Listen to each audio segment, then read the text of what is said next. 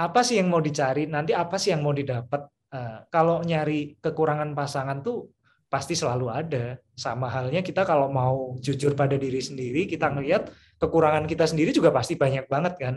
Jadi ketika kita ngelihat kekurangan dari pasangan, coba deh kita ngelihat kekurangan diri sendiri dulu, supaya kita nggak ngerasa bahwa aku bisa dapat nih yang lebih baik. Yes, Nah, betul. jadi harus dibalikin ke diri sendiri dulu.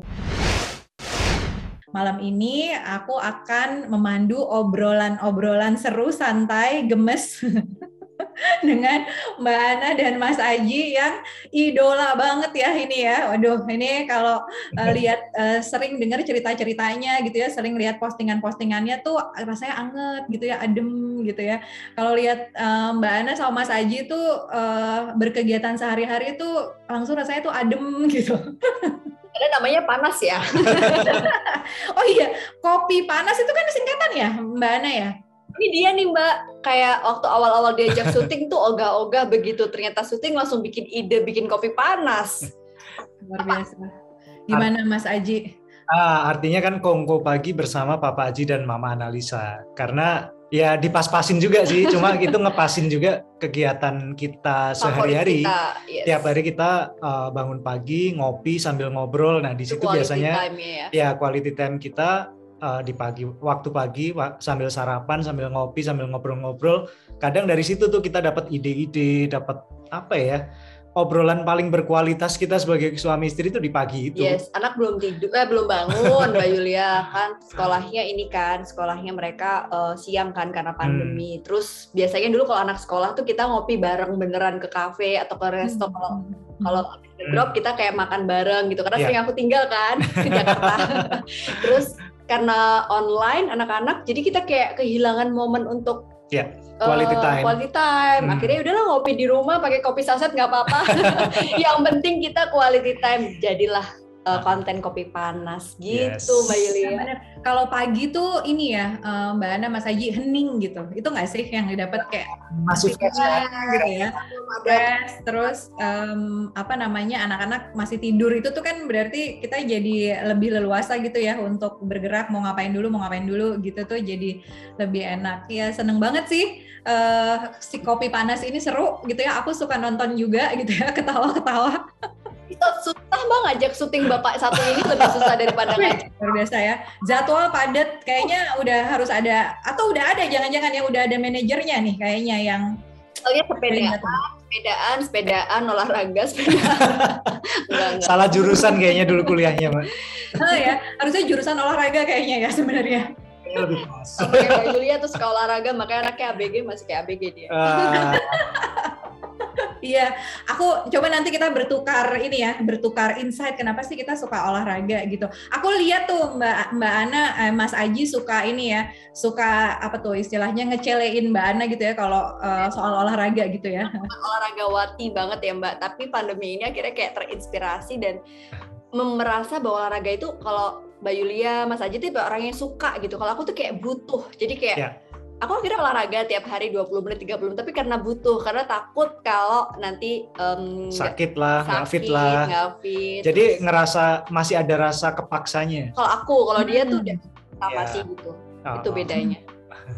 Aku juga aku sama kayak Mbak Ana, aku butuh juga. Soalnya aku kalau nggak olahraga, aku jadi singa, itu udah dijamin itu. Demi kesehatan jiwa ya Mbak. Iya betul. Itu bisa ibaratnya tuh kalau sarapannya dendeng macan gitu ya, karena mendadak tuh jadi mood swing, jadi galak gitu ya, jadi ngegas gitu. Itu tuh biasanya karena nggak olahraga. Jadi olahraga tuh ini untuk ngejagain juga sebenarnya supaya aku nggak ngaco ya. Jadi aku lebih mirip kayak Mbak Ana kayaknya karena butuh gitu. Kayak gitu. Dia rajin olahraganya di mall Mbak. Iya. Jalan sehatnya di mall. Ya.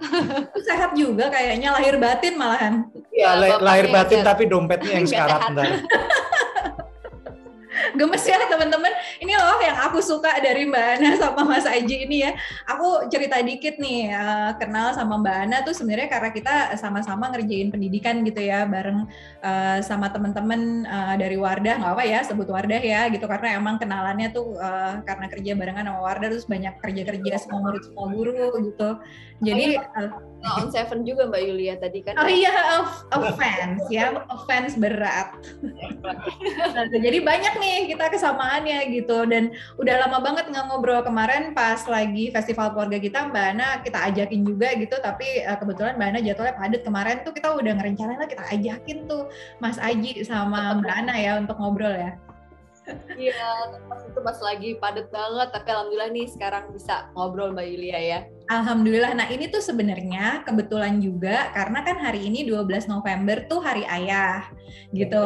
Nah jadi ini mau mengucapkan selamat Hari Ayah nih buat Mas Aji dan teman-teman yang hadir di sini, bapak-bapak ya, bapak-bapak. Apakah rame? Kalau dari namanya kayaknya ada nih ya. Ada nggak yang merasa digeret?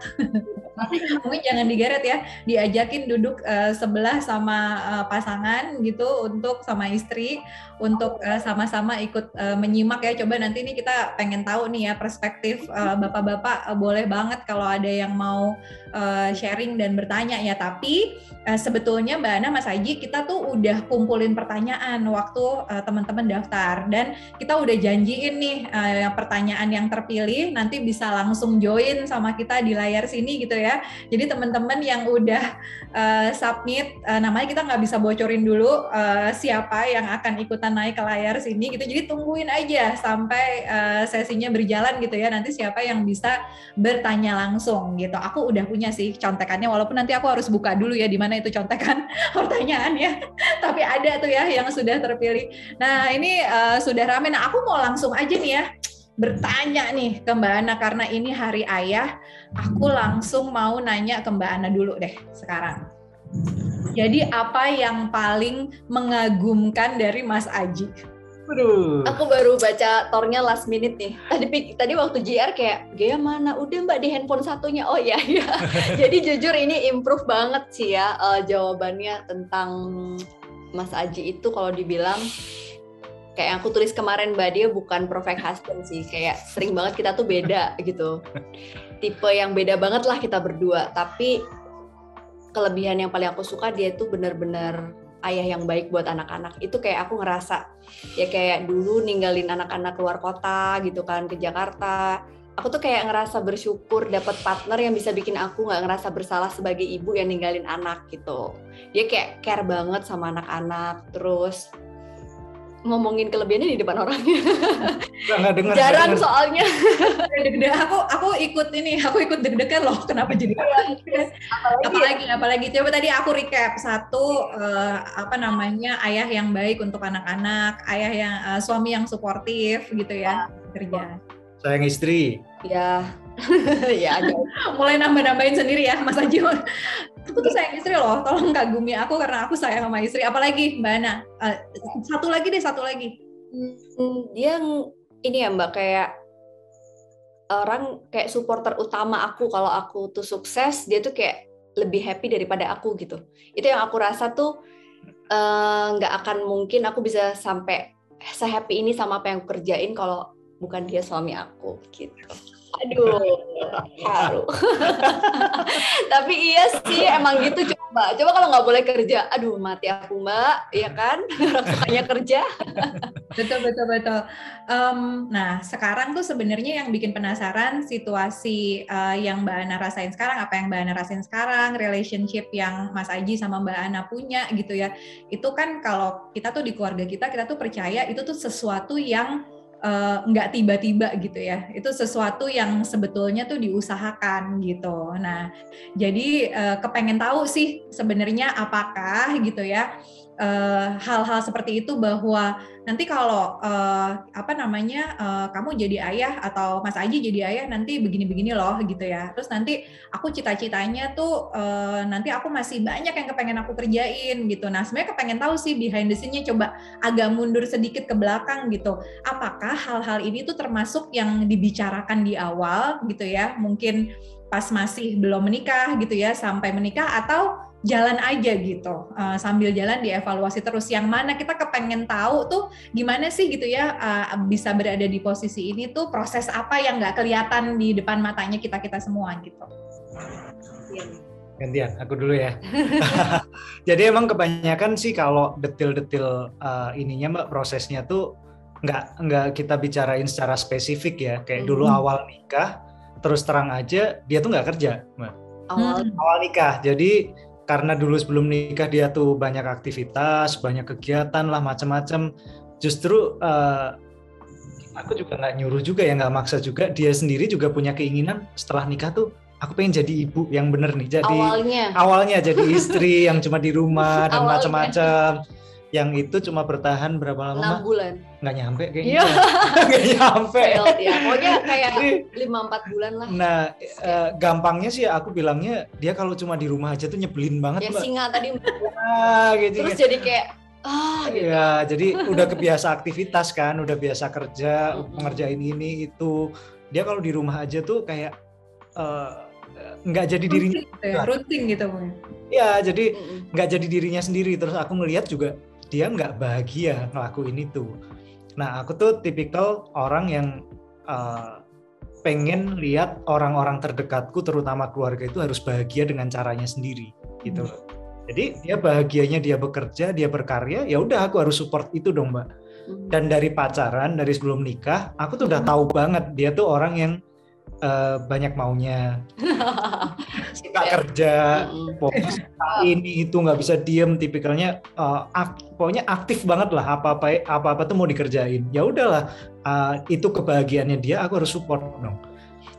Kalau aku membatasi di ruang geraknya dia, membatasi aktivitas, artinya kan aku menekan kebahagiaannya dia. Aku nggak mau ngerubah seseorang kayak gitu, karena dari dulunya kayak gitu. Beda halnya kalau itu gimana ya Mbak, artinya kalau tiba-tiba aja yang tadinya nggak gitu, tiba-tiba dia minta pengen kerja, pengen ini, mungkin agak beda ya Mbak ya, situasinya. Tapi ini sih Mas, aku tambahin ya, gitu kayak berproses juga sih Mbak Yulia. Maksudnya pertama pengen disclaim dulu bahwa ini spesial case-nya kita tuh, aku tuh pacaran sama dia, taarufnya astagfirullah dari umur masih ABG banget. Jadi kayak dari aku SMP kelas 3 Mbak Yulia, bisa dibayangin kan? Serius? Jadi berapa lama itu sampai menuju pernikahan itu?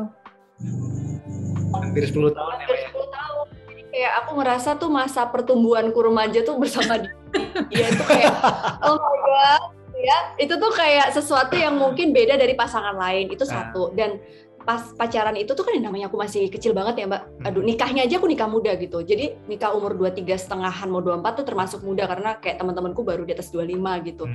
Jadi nikah muda, terus pacaran juga dari kecil banget. Jadi berproses yang hubungannya nggak langsung Mas Aji se-wise itu sebenarnya. Aku pengen kasih tahu juga.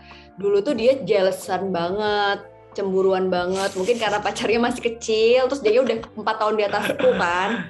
Dia udah SMA, aku SMP, sekolah kita tuh deketan. Dia SMP 3, aku SMP 5. Terus kayak dia alumni SMP aku, tapi nggak pernah satu sekolah gitu. Jadi cuma lewat di SMP kita, terus kayak ya dia nyari tahu aku, kenalan. Nah mungkin karena anak sekolah lain ngelihat punya pacar di SMP itu, dia overprotect zaman anak kecil tuh Mbak, yang kayak cemburuan gitu. Awalnya Mas Aji gitu, terus aku SMA, dia kuliah, dia juga cemburuan gitu.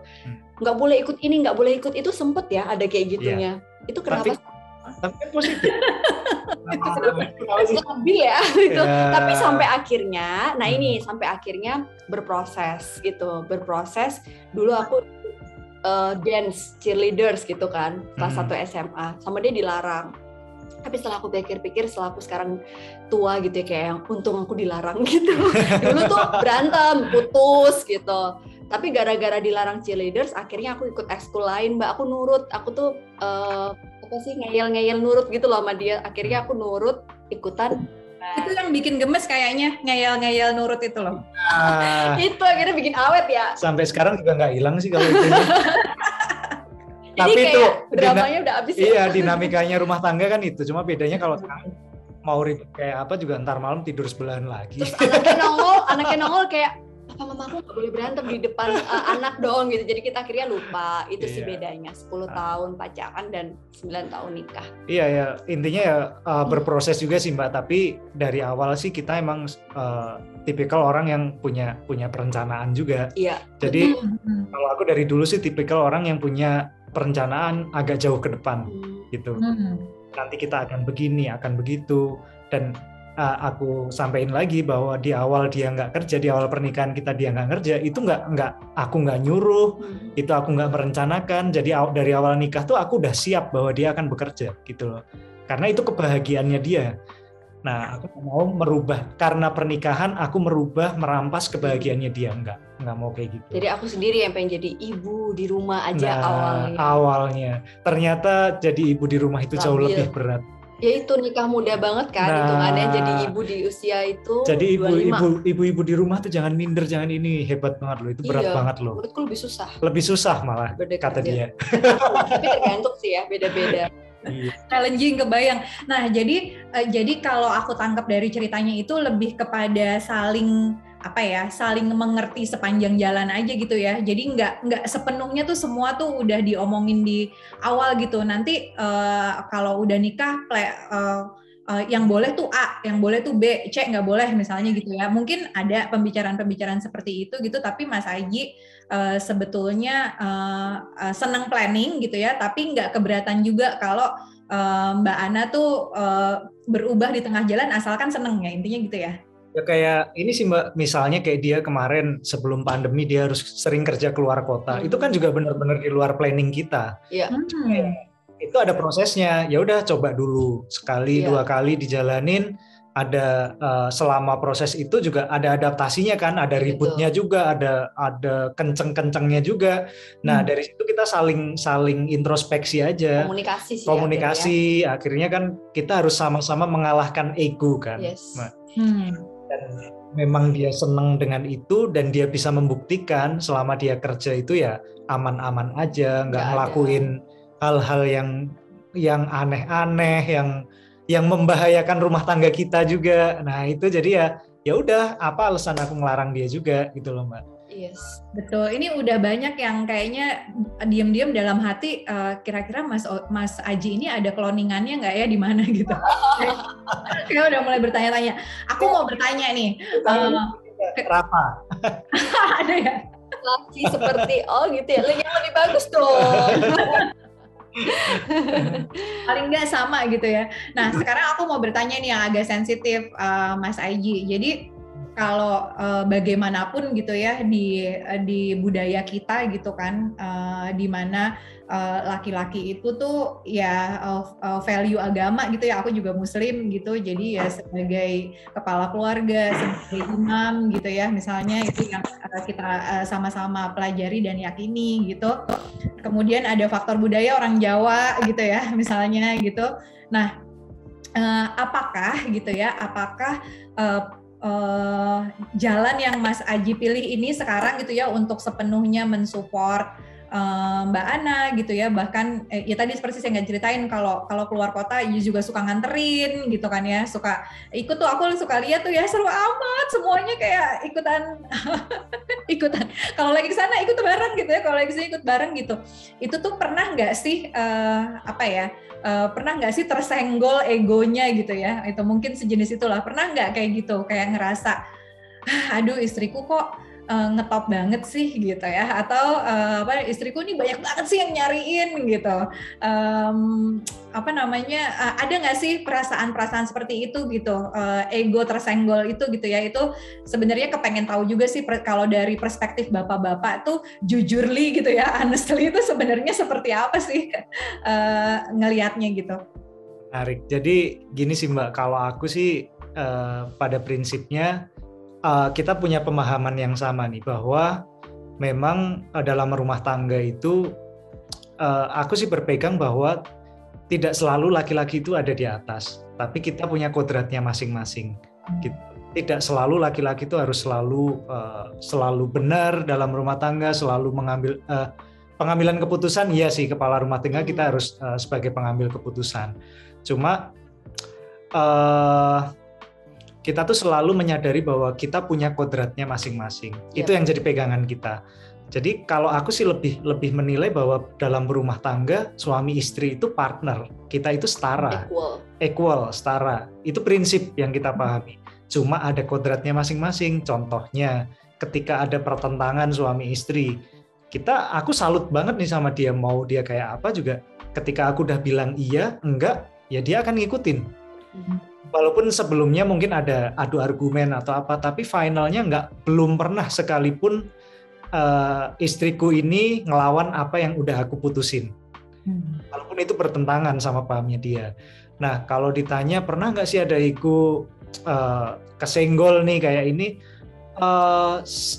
sesekali pasti ada, Mbak. Cuma kembali lagi karakter kita tuh beda banget, Mbak Yulia. Jadi kalau istriku tuh lebih terbuka kan. Jadi dia memang lebih gampang bergaul, lebih terbuka, lebih extrovert. Kalau aku tuh cenderung sebenarnya jujur banget nih, aku tuh lebih susah bergaul, Mbak. Dia nggak suka tampil sebenarnya. Nah, aku sukanya di belakang layar, nggak suka tampil terus. Nyiapin lighting gini dia suka. Utak-utik gitu ya, senang gitu ya. Kamera tuh dia suka. Jadi lebih geser sini dikit dong, biar di tengah. Nah, jadi beda, kita karakternya beda. Jadi memang kita kayak dalam hal itu kayak saling melengkapi juga, Mbak. Terus kalau ditanya saling melengkapi. Mbak Yulia tanya juga kan, istriku pergi-pergi mungkin cemburu nggak ini itu. Alhamdulillah sekarang nggak pernah, Mbak, setelah dari tahun kapan ya, Mbak? Kayaknya malah jadi kebalik, dia tuh yang cemburuan banget sekarang. Aku baru mau bilang, jadi kayak pada tahap yang dulu waktu pacaran tuh dia cemburuan banget, tapi pas pada saat nikah itu justru aku yang ngerasa kayak agak ada insecure-nya tuh, Mbak Yulia. Nggak tahu, aneh. Jadi pada saat orang lihat kamu ketemu misalnya kayak kolega itu kan nggak cuma cewek ya, ada lawan jenis gitu-gitu. Itu Mas Aji nggak cemburu tuh, misal kamu ketemu bos-bos gitu-gitu, terus nggak pernah, karena memang nggak ada hubungan yang berlanjut gimana gitu loh after kerjaan, dan aku selalu cerita sama dia, terbuka sama dia. Nah gitu. itu juga, Mbak, jadi kita tuh kebiasa kalau ada apa, ketemu siapa, itu selalu cerita. Dia habis dari kerja dari mana, itu selalu cerita. Bahkan kalau ada cowok yang agak aneh-aneh sama dia, coba-coba inilah itulah, dia cerita semua, gitu. Cerita semuanya. Jadi iya, jadi nggak ada alasan sih buat aku buat cemburu juga. Yang kedua, aku tuh udahlah bahwa kayak sosokan banget nih, pasrahin aja sama Allah. Artinya aku tuh udah suaranya jauh nih, kita harus lebih dekat kayaknya. Nah, aku tuh udah percaya banget, Mbak, bahwa aku udah ngelakuin yang terbaik. Sebagai suami aku nggak pernah macam-macam, nggak pernah nyembunyiin atau ngelakuin sesuatu yang istriku nggak tahu. Aku udah berusaha menjadi sosok suami yang terbaik versi aku yang aku bisa. Ya udah, aku selebihnya aku pasrahin sama Allah, bahwa ya itu tadi, bahwa kalau memang akhirnya dia itu sering nanya kan, kalau istrimu ada beberapa yang iseng nanya, Mbak, kalau istrimu tuh kepincut sama orang lain waktu kerja sama bos lain dan ini itu dan sejenisnya lah. Aku sih bilang, ya aku akan ikhlas. Dalam artian ya itu udah ketentuan Allah. Aku sempat marah sih, Mbak. Kamu kok kayak nggak takut kehilangan aku sih?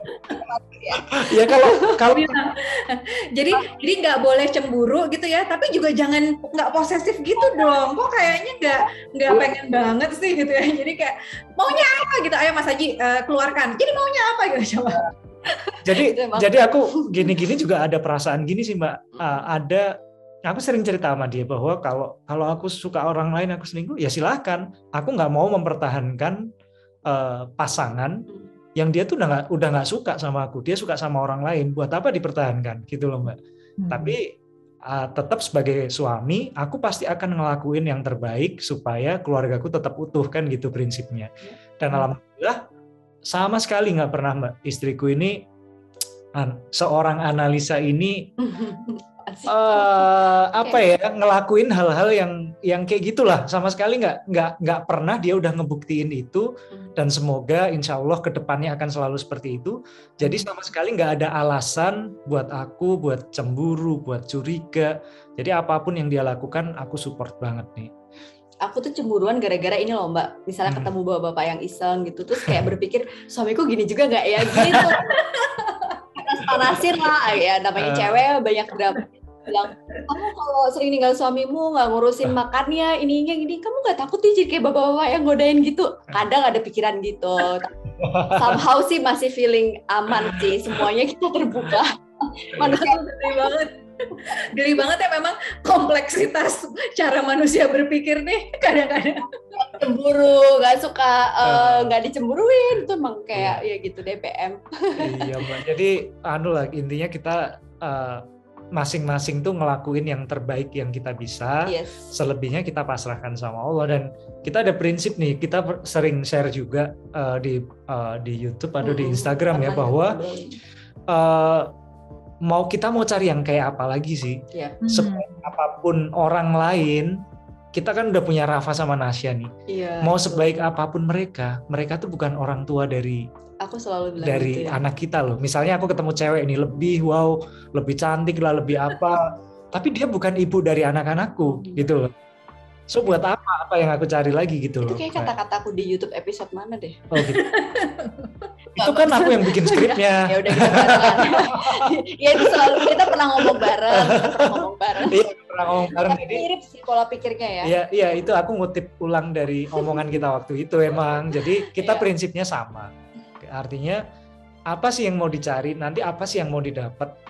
Kalau nyari kekurangan pasangan tuh pasti selalu ada. Sama halnya kita kalau mau jujur pada diri sendiri, kita ngelihat kekurangan kita sendiri juga pasti banyak banget kan. Jadi ketika kita ngelihat kekurangan dari pasangan, coba deh kita ngelihat kekurangan diri sendiri dulu, supaya kita nggak ngerasa bahwa aku bisa dapat nih yang lebih baik. Jadi harus dibalikin ke diri sendiri dulu. Aduh, aku punya kekurangan inilah, itulah. Jadi ya harus sama-sama lah. Proses pendewasaan juga ya Mbak Yulia ya. Maksudnya aku yang 5 tahun yang lalu, 3 tahun yang lalu, 10 tahun yang lalu kan berproses, bertumbuh gitu. Jadi itu juga perlu disadari teman-teman, nggak instan. Jadi tenang aja. Setiap keluarga punya cerita, kata keluarga kita. Iya. Aku jadi inget tuh ya, sama aku kayak Mbak Ana gitu, suka iseng gangguin suamiku gitu ya. Suamiku kan umurnya 45, aku 42 nih. Aku bilang sama dia, biasanya tuh justru yang bapak-bapak gitu loh, justru yang menarik gitu. Siapa yang mau sama om kayak gini. Iya ya Mbak ya, itu suka tahu deh. Suka jahil aja gitu ya Mbak Ana ya gitu. Aku juga alhamdulillah, aku sih ngelihatnya tadi gitu ya, relasinya Mbak Ana sama Mas Aji itu rezeki ya. Kalau aku biasanya bilangnya tuh, karena rezeki itu kan bukan cuman materi gitu ya, tapi rezeki itu juga relationship yang membahagiakan gitu ya, terus saling ngelegain hati satu sama lain gitu ya, bukan saling memberatkan gitu ya. Itu kan sebenarnya tuh rezeki juga gitu. Nah, nyambung ya Mbak, ini pasti teman-teman di sini, aduh kapan nih giliran kita yang nanya nih ya, kok Mbak Yulia mulu yang nanya gitu ya. Satu lagi aja, udah. Habis itu teman-teman yang nanya. Nah, berkait sama peran ayah nih gitu ya, berkait sama peran ayah, Mbak Ana sama Mas Aji kan ada Rafa sama Nasya ya gitu ya. Nah, itu tuh bagaimana sih mengirim pesan gitu ya ke mereka gitu, bahwa seperti ini loh yang namanya ayah ibu gitu ya, orang tua gitu ya. Karena kan bahwa kita sekarang berpasangan sama seseorang yang melihat bahwa relasi ini tuh relasi yang setara gitu, itu kan satu hal gitu kan ya. Tapi kita kan sebenarnya kepengen juga gitu bahwa apa yang kita rasakan sekarang nih dibawa sama anak-anak kita gitu kan ya. Kan kadang-kadang susah ya, kayak kita sih maunya setara gitu ya, tapi kalau pada saat kita memperlakukan anak kita tuh kita justru menyampaikan pesan yang berbeda gitu ya. Kamu kan anak cowok gitu, atau kamu kan cewek, udah nggak usah A atau nggak usah B gitu ya. Kamu kan cowok, jadi kamu harusnya lebih A lebih B gitu ya. Nah ini kalau Mbak Ana sama Mas Aji gitu ya, ini tuh dalam rangka supaya nih anak-anak kita gitu ya, baik laki-laki maupun perempuan tuh juga nanti ke depannya punya value yang sama gitu ya, bahwa keterlibatan ayah dalam kepengasuhan gitu ya, terus bahwa ayah dan ibu itu berpartner, saling mendukung gitu ya, itu kan pesan penting yang perlu kita deliver ke anak-anak. Nah kalau sekarang nih Mas Aji sama Mbak Ana, sudut pandangnya soal itu gimana? Kamu dulu Mah. Aku ya. Kita tuh baru banget posting di YouTube kita juga Mbak kemarin gara-gara ngebahas bahwa banyak berita duka yang mendadak gitu ya Mbak, misalnya Vanessa Angel. Terus kita langsung bayangin, lu nggak siap ya gitu-gitu. Terus apa yang mau kita tinggalin ke anak ya gitu. Terus kemarin ada mantan pemain NBA ya yang dia cerita itu, si Shaq bilang kalau dia nggak mau kasih uang buat anak. Terus kita jadi mikir, apa yang mau kita kasih ya.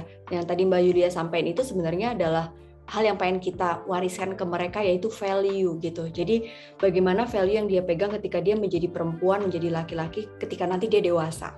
Kita tuh pengen banget sekarang berperan sebaik mungkin, walaupun gak ada orang tua yang sempurna, tapi kayak aku pribadi kayak pengen menunjukkan kepada mereka tentang bagaimana perempuan nantinya dan seorang ibu dan seorang istri. Itu kayak satu hal yang aku pengen warisan ke mereka gitu Mbak. Bagaimana ibu dan istri ini wanita yang punya mimpi dan karir, dia menjadi pribadi seutuhnya yang bahagia, tapi juga tetap hormat sama suaminya dan sayang sama anaknya. Itu emang klise dan susah gitu ya untuk bisa mewujudkan. Tapi kan ya I will try my best untuk itu, dan itu legacy aku gitu. Itu yang pengen kita kasih. Begitu juga Mas Aji. Iya, nambah dikit nih Mbak. Jadi kita tuh kan sering dengar ini ya, dengar quotes ya. Aku baca sih dari luar sih bahwa anak itu tidak akan menjalankan apa yang kita omongin, tapi akan meniru apa yang kita lakukan. Nah itu walaupun mereka dari kecil, kita tuh selalu berusaha di depan mereka itu nunjukin bahwa kita berusaha jadi sosok terbaik, sebagai guru terbaik, sebagai contoh terbaik buat anak-anak. Jadi di hadapan mereka kita memang berusaha selalu menjadi orang baik Mbak, bukan untuk dipuji, bukan untuk apa, tapi memberikan contoh ke anak-anak dengan perilaku yang real. Nah yang kedua, kita juga sering ngajakin ngobrol ke anak-anak itu, walaupun mereka belum ngerti Mbak, kita tuh sering ngomongin bahwa biasanya menjelang tidur ya, quality time kita sama anak-anak tuh waktu nemenin mereka tidur, kita ngajak ngobrol. Caca, Rafa besok gede mau jadi apa? Ntar dia cerita ya. Ya cerita, bahkan pertanyaanku kadang usil banget nih Mbak, mungkin dimarahin sama bu psikolog. Cak, besok kalau udah gede nyari suaminya kayak apa? Sering aku tanyain gitu anak umur segitu, dan jawabannya lucu, polos. Dan aku sih percaya banget ya Mbak, kita ngomongin sesuatu yang kelihatannya serius, walaupun anak-anak ini kayaknya belum ngerti, aku sih percaya banget itu akan emang iya keserap dulu gitu loh. Jadi kayak doktrinasi kan bahasa ininya. Nah itu sering kita bilang, Caca besok harus punya sesuatu yang bisa dilakukan, harus bermanfaat buat orang lain. Itu udah kita kayak apa ya, ibaratnya didoktrin dari kecil, ibaratnya masuk di storage-nya, entah nanti dia dewasa pasti dia akan ingat itu gitu. Iya. Dan aku nambahin dikit sih Mbak, ini nyambung ke pertanyaan sebelumnya tentang relationship aku sama istri ya. Jadi aku bersyukur banget juga bahwa aku tuh punya mertua yang luar biasa Mbak. Orang tuanya Ana tuh top banget lah sebagai orang tua. Nah jadi sering dulu waktu kita sering ada beda pendapat, ribut apa-apa, biasanya orang tua tuh pasti akan belain mati-matian anaknya nih. Nah aku yang disalahin. Nah ini padahal anak cewek satu-satunya yang ya inilah, artinya tahu kan Mbak punya anak cewek satu-satunya kayak apa, deket banget. Itu tiap ada masalah pasti malah orang tuanya itu selalu ngingetin bahwa itu suamimu loh, apapun yang dibilang kamu harus ikutin. Terus apa, selalu sudut pandangnya seperti itu. Nah artinya orang tua tuh sangat berpengaruh dalam nanti ke depan anak seperti apa. Keluarga besar ya. Iya keluarga besar, orang tua terutama. Value kan. Itu ya, jadi itu value utamanya ya. Ke bawah juga nggak sih kayak tadi kelebihan Mas Aji apa, satunya adalah family man, dan itu aku melihat banget bapak dia tuh family man banget Mbak. Tadi barusan datang nih, makanya kita agak off lama kameranya. Jadi sangat family man banget. Kita tuh dikasih awal nikah tuh kayak rumah ini tuh deket depan kakak ipar aku, terus ini mertuaku, jadi memang tipe yang kayak keluarganya tuh deket gitu, anak-anaknya cowok hangat gitu ya, anaknya cowok 3 cowok semua udah malam dong cowok itu tuh kayak beneran kayak bisa sedekat itu karena bapaknya tuh tipe yang kayak dia banget sih menurut aku. Jadi tuh pengasuhan tuh perilaku tuh diturunkan gitu ya Mbak Ana. Jadi kayak kita mencontohkan apa ya itu nanti yang akan diambil gitu ya. Jadi bukan apa yang kita kasih, kayak bukan wejangannya, bukan nasihatnya gitu yang diambil sama anak-anak, tapi justru apa yang dilihat sehari-hari ya. Aku sesungguhnya tuh juga baru nyadar gitu ya bahwa yang namanya penting gitu berbagi peran gitu ya, setara nih dalam hal saling menghormati sih sebenarnya gitu ya. Jadi ya sebagai perempuan tentunya aku kalau mau ngapa-ngapain aku izin suamiku gitu kan ya gitu, dan suamiku yang memutuskan sama kayak Mbak Ana sama Mas Aji tadi. Tapi sebenarnya sebaliknya, kalau suamiku butuh pertimbangan gitu ya, terus mau memutuskan sesuatu tuh juga ngobrol sama kita gitu kan ya. Jadi sebenarnya tuh kesetaraannya tuh lebih kepada saling menghargai dan menghormati sih gitu ya, bukan justru yang satu tuh ngerasa lebih superior gitu ya, atau yang satu jadi kayak ngerasa lebih ya aku kan cuma istri ya udah aku nurut aja gitu ya, tapi lebih setara dalam bisa saling memberikan masukan gitu ya. Nah ini aku kayaknya udah harus banget nih kasih kesempatan bertanya, gawat nih nanti kalau nggak menepati janji. Oke, siap. Nah aku langsung aja ke Mbak Faridatul Adiah. Datang nggak nih malam ini? Mbak Faridatul Adiah, teman-teman di backstage boleh bantu kalau ada, boleh dibuka kameranya dan masuk ke layar, silahkan kita tunggu ya. Mungkin sambil aku bacain pertanyaannya,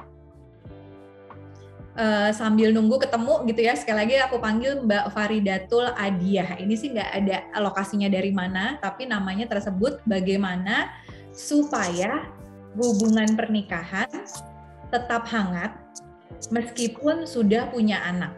Karena kadang fokus dengan anak akhirnya lupa kepentingan pasangan dengan dalih sibuk dengan anak. Oke, ini banyak sih yang punya tantangan yang sama gitu ya. Kayaknya nggak kepegang gitu ya, sulit gitu untuk menjaga hubungan sama suami gitu karena ya masih megangin anak. Gimana Mbak Ana sama Mas Aji? Apa dulu nih? Ladies. Aku rasa tadi ya quality time itu penting ya. Jangan pernah lupa bahwa setelah menikah itu kita tetap punya identity sebagai diri dan sebagai pasangan, bukan hanya sebagai ayah dan ibu. Karena anak itu akan merasa bahagia. Nah ini dia Mbak Farida ya. Hai Mbak Farida. Iya Mbak Ana, Mas Aji. Nah, mau disampaikan Mbak Farida langsung atau gimana Mbak Yulia? Atau Boleh Mbak Ana mungkin respon dulu, nanti Mbak Farida sambung lagi ya pertanyaan lanjutan ya. Iya Mbak Farida, tadi aku udah jawab ya Mbak, bahwa sebenarnya aku percaya kalau kualitas itu penting sih untuk menjaga kehangatan rumah tangga, karena ya namanya hubungan itu jangan sama pasangan gitu ya, sama itu pasti ada yang namanya kebosanan, berarti kan ketemu terus gitu kan, terus yang kadang suka lupa karena rutinitas kita sebagai ayah dan ibu,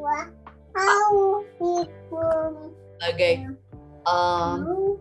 pasangan, sebagai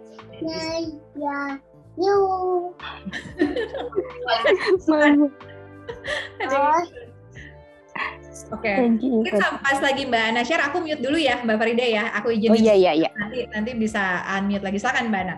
Ya, jadi kayak quality time itu tuh adalah sesuatu yang bikin kita jadi makin hangat, karena percaya bahwa anak itu akan merasakan bahagia dari orang tua yang bahagia. Nah, orang tua yang bahagia tuh yang seperti apa? Yang bahagia dengan pasangannya, gitu sih.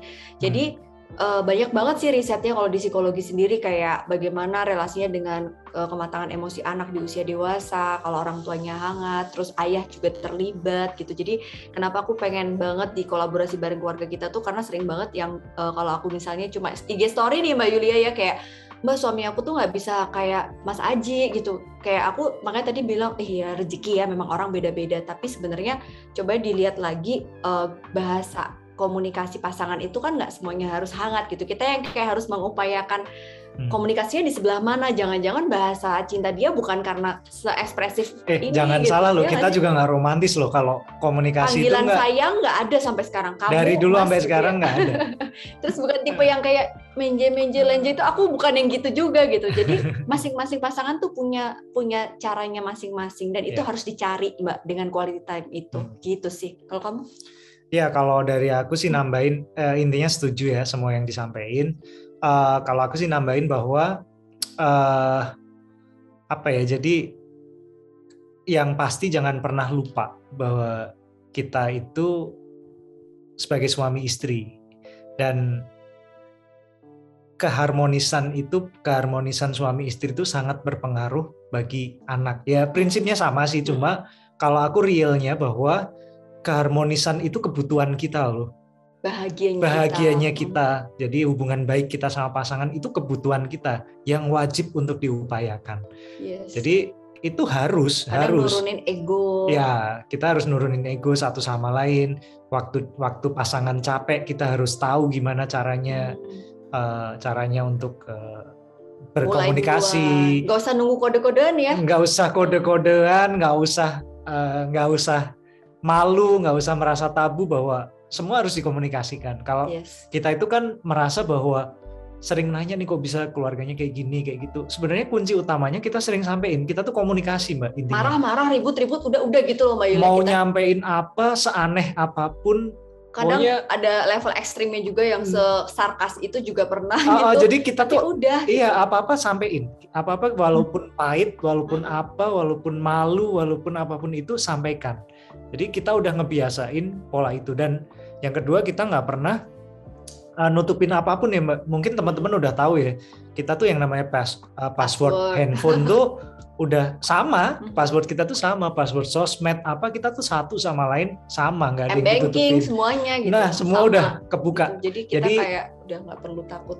Iya, jadi pada intinya adalah kembali lagi bahwa komunikasi. Jadi terbuka dan membiasakan untuk terbuka dan menyampaikan sesuatu dengan apa adanya itu termasuk salah satu yang menurut kita mungkin nggak semua keluarga bisa sama ya. Jadi menurut kita itu salah satu yang membuat kita bisa tetap kayak sekarang. Suaminya gitu. Diajak nggak Mbak Farida?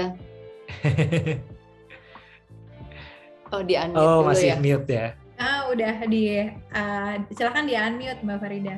Iya. Kebetulan suaminya lagi di luar. Tahu password handphone suaminya kan Mbak tapi? Alhamdulillah tahu sih. Alhamdulillah tahu. Bercanda. Ya, semoga habis ini bisa ketemu ya Mbak celah-celahnya. Iya. Titipin aku mau nambahin dikit boleh nggak yang ini?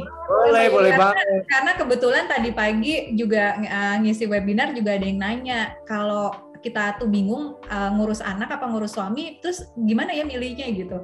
Nah ini aku mau bereferensi pada sebuah talk show, mungkin aja teman-teman bisa cari ya di YouTube. Waktu itu Bu Fatmawati, istrinya Pak Quraish Shihab, di interview gitu ya, bareng sama Kak Nana ya, Kak Najwa Shihab sama Mbak Najila Shihab. Itu lucu, pertanyaannya usil sih. Jadi kalau sedang di persimpangan ngurus anak ngurus suami gimana gitu ya. Nah itu jawabannya pilih ngurus suami, soalnya kalau anak bisa dititipin, kalau suami enggak. Bener banget. Soalnya kita itu termasuk yang dulu awal-awal ini ya Mas, kalau orang lihat tuh umur 2 tahun ya. Nah saya sama Rafa itu pernah kita ke Turki ya.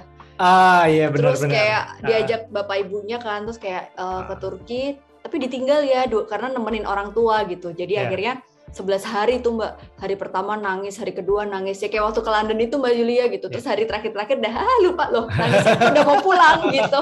Mohon maaf ya, itu manusiawi. Tapi begitu ketemu sama anak ya happy lagi. Jadi ternyata scars gitu kita rasanya. Iya itu kita ingat waktu itu memang fase-fase capek-capeknya kita sebagai orang tua Mbak, dan kita merasa perlu. Jadi kadang kalau dipikir tega banget sih ninggalin anak, tega ini.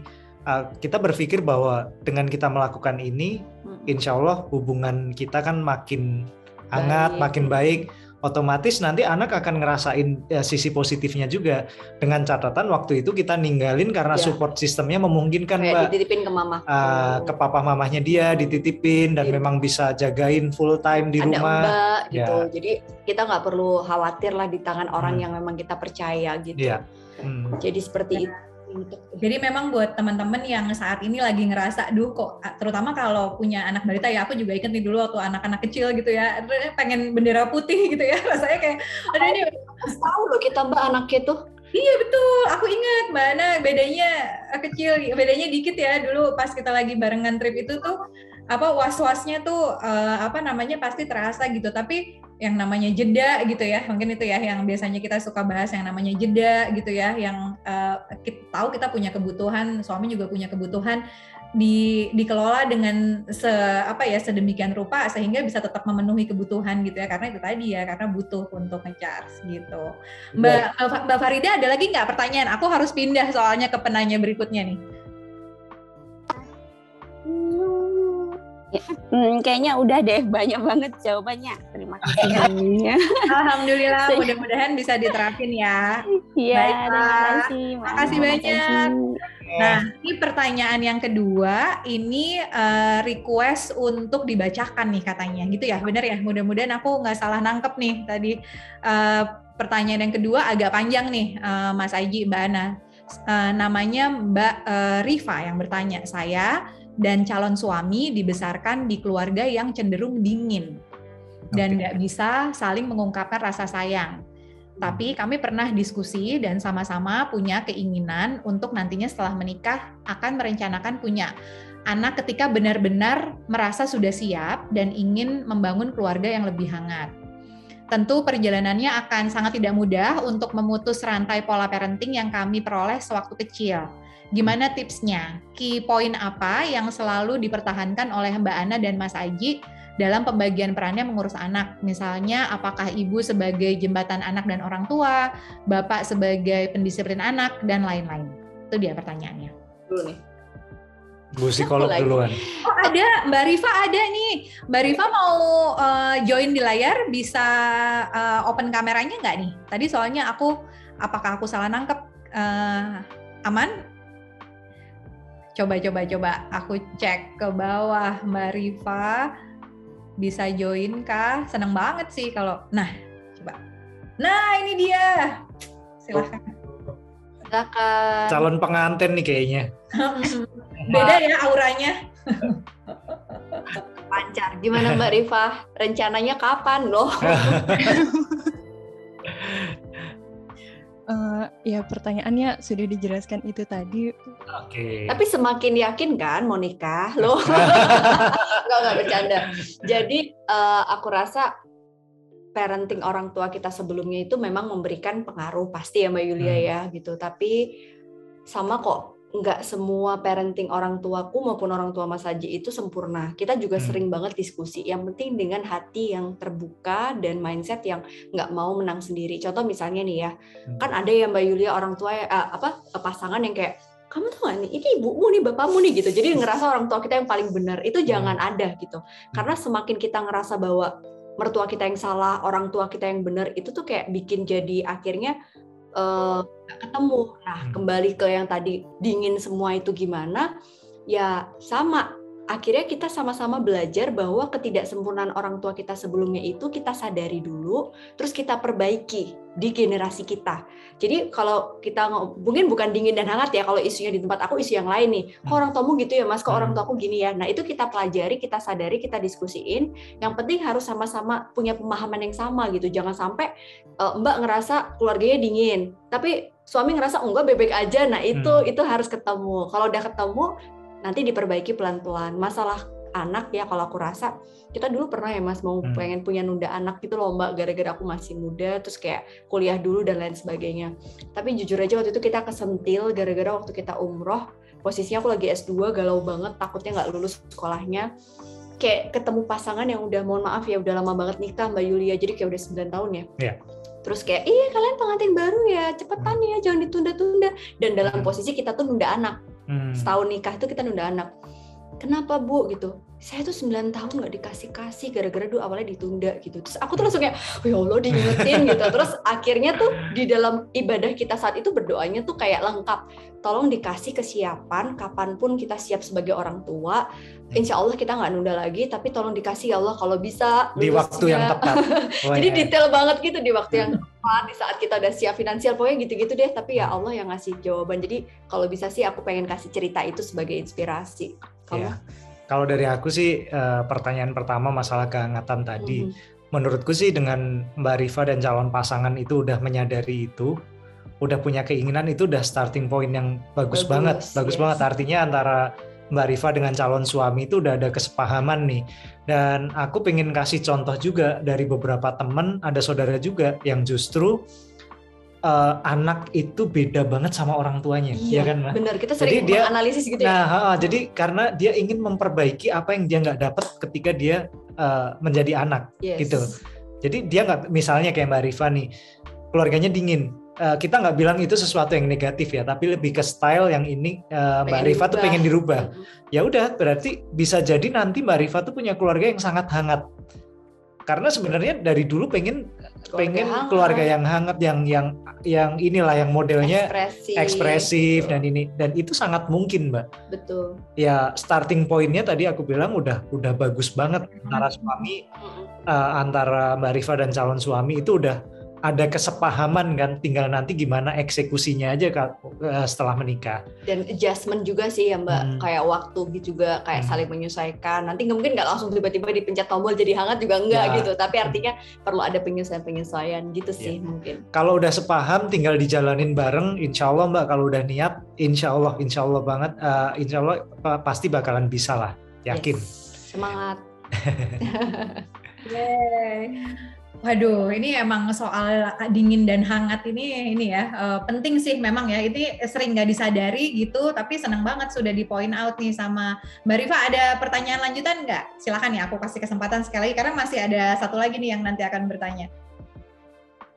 Sebenarnya secara garis besar tadi saya merasa sangat tercerahkan sih dengan jawaban Mbak Ana dan Mas Aji. Cuma mungkin agak sedikit curhat, tetap ada rasa kekhawatiran di mana mungkin di alam bawah sadar kami nantinya akan mengulang lagi kedinginan itu, karena dulu kami familiar dengan pola parenting sebelumnya gitu.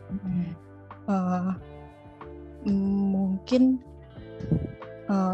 gimana ya caranya untuk itu tuh ini mungkin kan karena kami masih hangat-hangatnya lah, masih di awal, terus nanti mungkin menikah masih awal-awal kan, masih apinya masih berkobar gitu. Gimana caranya biar itu long lasting gitu sampai seterusnya, nggak kembali lagi ke pola-pola yang sebelumnya gitu.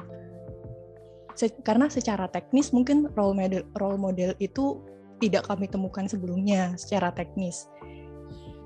Apa ya, cari role model yang ada di sekitar yang paling visible untuk dijadiin role model sih kalau menurut aku. Kayak misalnya ada nggak ya di keluarga besar gitu ya Mbak Yulia, kayak misalnya om, tante, atau mungkin teman orang tuanya, itu kan bisa juga kita sebenarnya kalau mau lihat.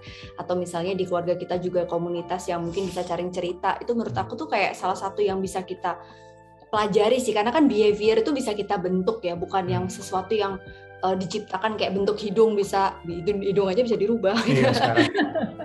Kayak behavior itu bisa dibentuk gitu. Jadi percaya aja Mbak Rifa bahwa prosesnya tuh akan kalau niatnya tadi kata Mas Aji itu udah baik, itu insya Allah prosesnya akan dimudahkan gitu. Jadi optimis terus. Biasanya sih kalau udah datang ke kesadaran kita tuh 50% tuh udah setengah jalan gitu ya. Udah setengah jalan menuju ke 50% lagi gitu, belum ini sekaligus manage expectation gitu ya. Tapi kalau udah nyadar tuh biasanya udah 50%. Kalau lebih gawat kan kalau nggak tahu sama sekali, nggak tahu ada masalah apa gitu ya. Nah itu masih lama tuh biasanya nemunya. Tapi kalau udah sadar, jangan terlalu banyak khawatir kayaknya Mbak Rifa justru. Kayak tadi Mbak Rifa kan membahasakan kalau di awal-awal mungkin masih apinya masih membara nih, masih ini. Nah, tinggal dicari gimana caranya Mbak supaya itu tetap membara terus. Nah, itu ada kalau Mas Aji sama Mbak Ana gimana supaya tetap membara terus, coba? Supaya malah mungkin biar apinya tambah gede nih. Iya. Coba gimana biar tambah gede apinya? Bensin kayak apa gitu kan jadi itu tuh ini hal yang ini ya, kayak aku malah justru setelah jilbaban ini tuh kayak tiba-tiba sering banget ganti potongan rambut, warna rambut, bukan buat orang lain juga gak kelihatan gitu ya, tapi ya itu tadi buat kayak ada chemistry baru gitu, itu salah satunya. Terus dia suka olahraga juga, terus aku sebenarnya kan nggak terlalu suka Mbak, tapi akhirnya aku coba deh ada aktivitas bareng apa ya, yaudah aku ikut sepedaan walaupun bawel gitu kan. Aku nyimak itu bawelnya. Ada yang diupayakan gitu loh Mbak Yulia, memang kayak bener. Semuanya tuh serangkaian yang diusahakan sih, itu kayaknya pelajaran terbesarnya ya. Ini kerasa nih Mbak Ana sama Mas Aji sekian tahun gitu ya. Aku nih juga udah termasuk old married couple kayaknya ya, ini udah 17 tahun. Tahun ini tuh kayaknya salah satu kesimpulannya itu tuh semua diusahakan sih, nggak jatuh dari langit gitu. Emang hubungan yang sehat, yang enak itu tuh pakai usaha lah intinya gitu. Dan kalau aku sih juga selalu pengen kebetulan aja satu sama lain pengen saling ngasih yang terbaik lah. Jadi pengen selalu bikin pasangan kita tuh terpesona sama kita. Ya kayak aku sekarang ya, kayaknya gimana gitu, tapi aku prinsipku gitu sih Mbak. Jadi kayak aku olahraga nih, bahkan sekarang kan wah cerita aja lah, sekarang latihan beban juga. Dulu kan cungkring banget badan, latihan beban biar badannya ini, biar ya yang ngelihat siapa sih, istri kita juga kan. Salah gitu. Satu motivasi olahraga juga gitu, nggak mau kalah Mbak, ntar dia disangkainnya kok jalan sama adekku gitu kan, nggak mau ya. Salah satu yang diupayakan gitu. Terus kayak di rumah juga kita tuh jangan ya dasteran terus kita lusuh. Nah itu gitu. Jadi itu jangan penting. berpikir bahwa kita udah nikah nih nggak mungkin ditinggal juga. Justru di rumah dandan sih. Nah justru harus kita tuh selalu terlihat menarik, wow di hadapan wangi. pasangan. Aku kalau mau tidur tuh, mau tidur aja loh. Justru ini saat iya, dekat suamiku gitu. Itu dia kalau mau tidur tuh pakai parfumnya mungkin setengah liter dia pakai. Iya, jadi story cuma buat keluarga kita. Kamu bilang aku pakai parfum setengah. Tapi bener sih Mbak Yulia. Jadi itu memang. Jadi jangan buang jauh-jauh pikiran bahwa kita udah nikah kok. Buat apa? Bener. Justru kece itu di rumah gitu ya. Justru karena di rumah harus kece gitu ya. Banget. Masa kita justru tampil bagus buat orang lain. Apalagi, harusnya buat pasangan harus lebih oke dong. Iya, kadang-kadang gitu. kayak kerja gitu kan harus make up, harus perform gitu. Nah, justru kayak di rumah, kalau di rumah pakai daster, pakai ini ya. Dia nggak suka aku yang dandan rempong itu, malah dia kayak sukanya kita harus tahu gitu. Aku suka kamu pakai t-shirt gitu. Jadi di rumah aku pakai t-shirt, pakai celana yang simple, yang casual. Dia orangnya suka kayak gitu, ya kita ikutin. Tapi ada juga loh temen aku yang suaminya suka dia pakai dress heboh gitu. Dia pakai dress heboh. Nah, kita harus cari tahu itu gitu. Harus selalu mempesona pasangan, Mbak. Asik. Supaya api. Dia nggak sabar dia supaya ke KUA. Iya, gitu. Oke, sip. Makasih banyak ya Mbak Rifa. Kayaknya harus gantian nih sama satu pertanyaan lagi. Ini berharap mudah-mudahan kali ini bapak-bapak mudah-mudahan ya. Ini kalau dari namanya sih, namanya Pak Dayat. Ada nggak Pak Dayat? Mas Dayat. Ini yang biasa nyukur rambut saya namanya Mas Dayat. Ada nggak nih? Aku cari, bantu dong, cariin coba. Wah, kalau di sini nggak ada ya. Kayaknya nggak hadir nih. Coba. Dayat ada nggak Bu Dayat? Ada nih. Hadir tapi izin on mic saja, tidak on kamera. Oh, ini ya. Ini ya Mbak Dara Permata ini kah? Oh, Dara Permata. Oke. Silakan. Silakan bertanya langsung. Daripada aku bacain, kayaknya enak nanya sendiri deh. Bisa kah? Ini pertanyaannya soalnya beda nih dari yang lain. Jadi kayaknya dipilih juga karena itu. Aku bacain dulu deh kalau gitu ya. Bagaimana? Halo? Belum ya? Nggak ada kayaknya. Nggak ada ya? Karena mic-nya nggak dibuka nih, Mbak Dara Permata. Oke. Sip, oke. Bagaimana coping stres dari pekerjaan supaya tidak mengganggu waktu dengan anak dan istri? Nah, ini gimana, Mas Aji? Silahkan daftar konseling di APD. Saya malah promo. Kalau promo di sini nanti teman-teman mungkin bisa yang butuh support boleh banget diketikin di kolom chat. Gimana, Mas Aji? Jadi kalau kita harus tahu nih Mbak, yang pertama kita harus kenal sama diri kita sendiri. Jadi kita harus tahu limit kita seberapa. Jadi ketika kita kerja juga jangan ngelewatin batas limit kemampuan kita. Nah yang kedua, kita juga harus kenal, selain kenal batas limit kita bekerja, yang kedua kita harus tahu apa satu atau beberapa hal yang benar-benar kita senang. Yang ya hobi, kita bilang hobi ya. Kalau kayak aku sama Mbak Yulia sama nih, hobi kita kan olahraga. Aku ada perasaan stres lah, kenceng lah, apalah itu, aku langsung olahraga, Mbak. Entah itu lari, entah itu apa, pokoknya aku olahraga. Nah, harus ada itu. Kalau dia, istriku tercinta ini, ya udah tahu kan, di mall. Dia tapi pulang. kalau pandemi nggak bisa ke mall? Nyatanya tetap bisa kan? Oh iya. Enggak, mallnya online, Mbak. Mallnya online ya, di ini ya, masuk keranjang dulu, pokoknya masuk keranjang. Paket gitu ya. Iya, selalu ada, kita harus tahu cara, apa sih kegiatan yang benar-benar kita suka, yang bisa ngerilis semua stres kita, yang bisa kita tuh ketika ngelakuin itu ngelupain semua stresor kita. Aku bahasanya kayak psikolog ya malah. Barusan aku mau bilang, Mas Aji ini luar biasa loh. Ini udah ini apa namanya? Baca, Mbak. Buku-buku di rumah udah ini ya. Habis gimana Mas Aji, ya lanjut. Jadi kita harus ngelakuin itu. Jadi kembali lagi bahwa kita itu ingat kita sebagai pasangan suami istri itu harus ini minta di unmute nih. Yes. Saya. Tadi aku udah ask to unmute nih. Coba deh di ini supaya bisa ngobrol. Suami istri harus jadi pasangan yang bahagia kan, demi keluarga, demi anak. Karena kembali lagi orang tua yang bahagia itu energi positifnya pasti akan sampai ke anak. Yes. Jangan sampai stresor dari pekerjaan itu kebawa sampai ke rumah. Nah, memang proses mengenali diri sendiri itu kadang susah, Mbak. Kadang susah, dan itu memang kita harus upayakan, harus kita cari. Yang kita tuh benar-benar bahagia tuh apa, itu pasti someday pasti akan ketemu deh. Entah itu olahraga, entah itu belanja, entah itu jalan. Ada temenku itu yang kalau rilis stres itu, Mbak, itu dia tuh keluar sendiri naik mobil, cuma muter-muter aja kemana, adalah. Takutnya nanti jemput gitu ya, jemput Mas Aji, deg-degan ya kan, Mbak. Dia pamitnya cuma keluar naik mobil, ternyata mampir kemana juga nggak ngerti sih. Tapi mereka punya cara-cara sendiri. Cuma ingat bahwa energi positif akan sampai ke semua keluarga kita. Begitu juga energi negatif. Jadi jangan sampai energi negatif itu tersalur ke keluarga kita, terutama ke anak-anak. Nah, ini Bu Psikolog nambahin deh.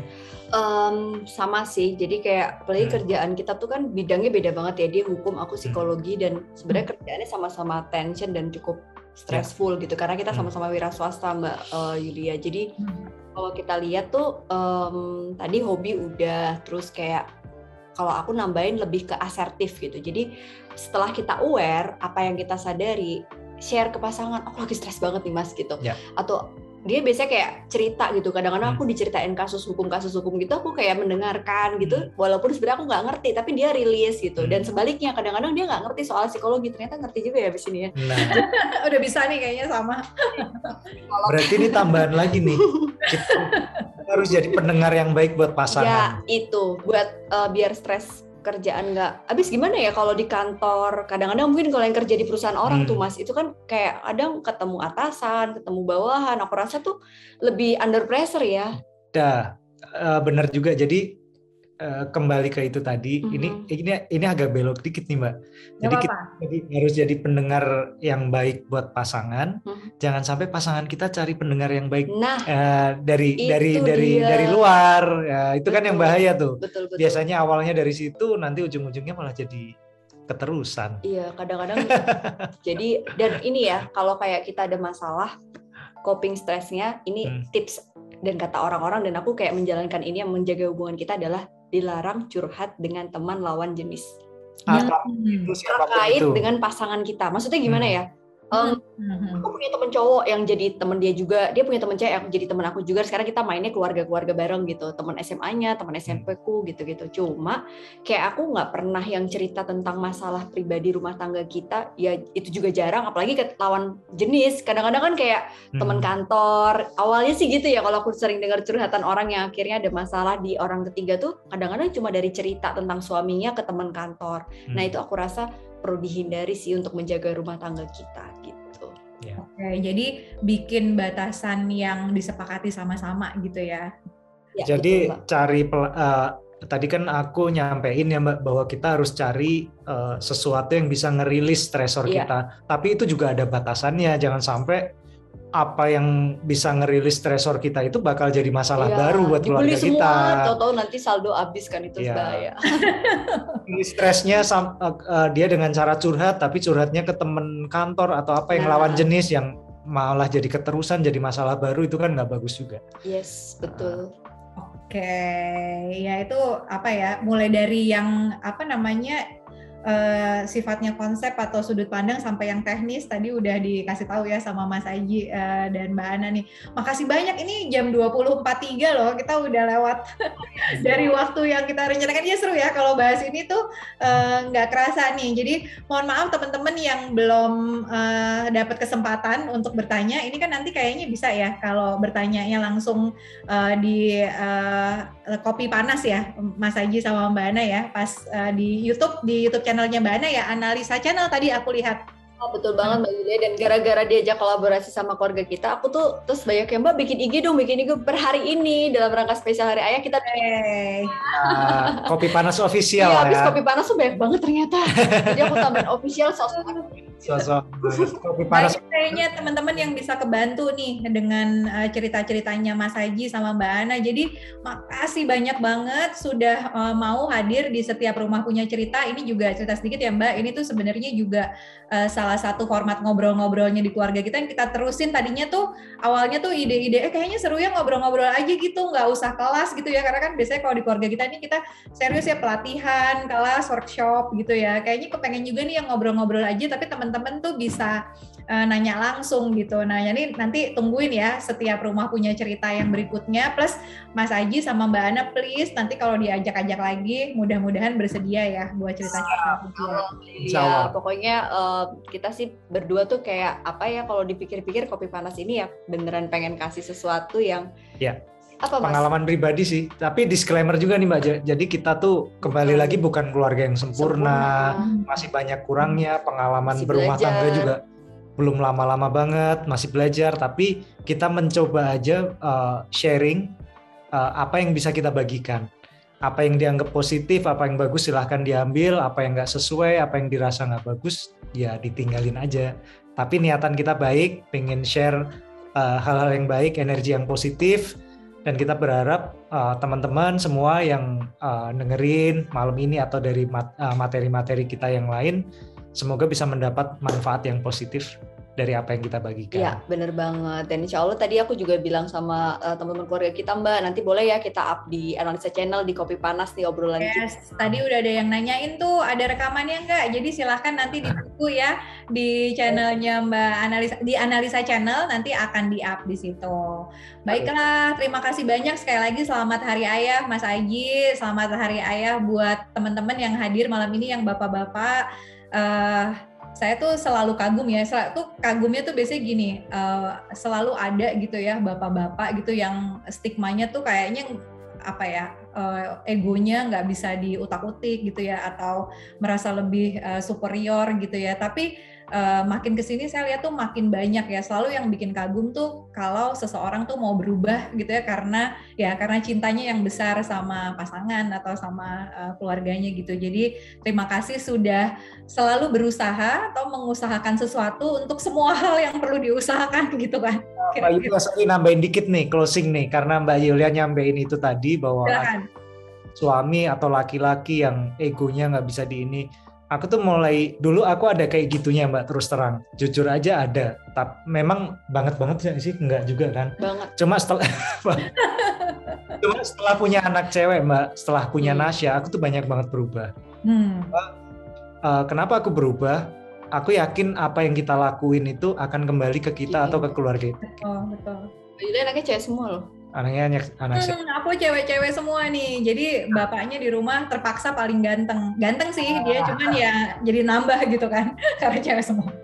Jadi aku nggak mau aja bahwa aku tuh pengen jadi seseorang yang nantinya Nasya tuh punya suami yang kayak gitu. Aku nggak mau besok Nasya itu punya suami yang feodal lah, yang kayak Mbak Yulia bilang tuh, aku bilang feodal lah, jadi yang pola pikirnya jadul lah, bahwa laki-laki tuh harus gini, harus di atas, harus pokoknya harga mati kayak gitu. Bahkan dia bilang kalau istri kerja tuh pasti kurang ajar sama suaminya, itu juga masih ada Mbak di zaman 2021 ini. Iya.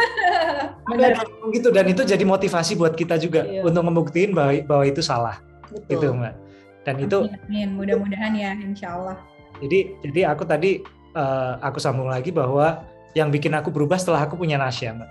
Jadi aku nggak mau Nasya itu nanti akan diperlakukan seperti itu. Jadi aku nggak mau Nasya punya suami yang kayak gitu. Dalam banget ya gitu ya. Itu apa namanya, biasanya insight-nya tuh datang ya itu ya, karena karena katanya cinta tuh kata kerja gitu kan ya, jadi harus dibuktikan lewat Sama juga perilaku. sama dia terhadap aku, walaupun dia mandiri lah. Ibaratnya gini lah Mbak, kasarnya tuh gampangnya dia tuh kalau mau hidup nggak ada aku aja udah bisa mau ngapa-ngapain gitu loh. Tapi enggak, karena kodratnya kayak gitu, dan dia pasti berpikir bahwa nggak mau besok Rafa tuh punya istri yang kayak gitu. Karena kita yakin bahwa apa yang kita lakukan sekarang itu investasi, dan itu akan kembali ke kita, ke anak-anak kita. Jadi ini kita jadi berbuat baik itu bukan untuk diri kita sendiri, tapi itu investasi juga buat anak-anak kita. Itu close. Amin, amin. Makasih banyak ya Mas Aji, Mbak Ana, teman-teman, makasih banyak. Mohon maaf kalau ada yang kurang berkenan. Mudah-mudahan bisa lanjut ngobrol lagi di kesempatan berikutnya. Silahkan lanjut ke channelnya Mbak Analisa, dan bisa juga cek-cek channelnya keluarga kita. Kalau teman-teman butuh butuh teman seperjalanan gitu ya, kita biasanya bilangnya gitu, butuh teman ngobrol sesama orang tua dan dapetin tips-tips buat ngejalanin hari-hari jadi orang tua. Aku pamitin Mbak Ana sama Mas Aji ya, teman-teman. Sehat-sehat semuanya. Terima kasih. Assalamualaikum warahmatullahi wabarakatuh. Wabarakatuh.